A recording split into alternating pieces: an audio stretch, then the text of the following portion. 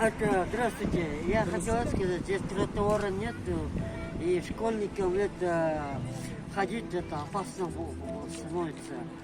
И здесь множество аварий случается. Мы хотим, чтобы это наш президент на это все глаза смотрел, и это, чтобы тротуары были, светофоры были, чтобы порядок было. Чегинде чара көрүңүздөр. Эгерде мыйзам чегинде чара көрүлбөй турган болсо, анда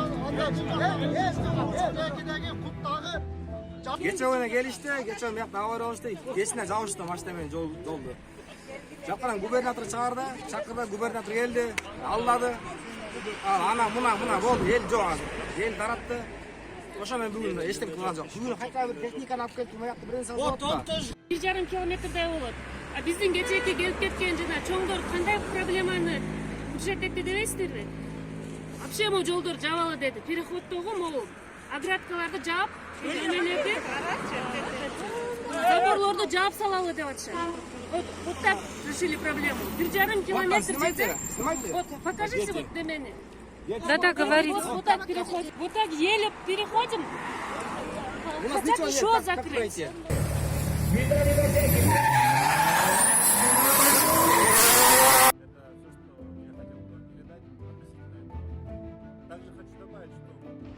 Всем ассаламу алейкум. К сожалению, сегодня мотоциклист насмерть сбил женщину в районе населенного пункта Учкум-2. Это по дороге международный аэропорт Манас.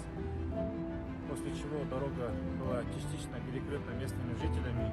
На место приехали представители власти.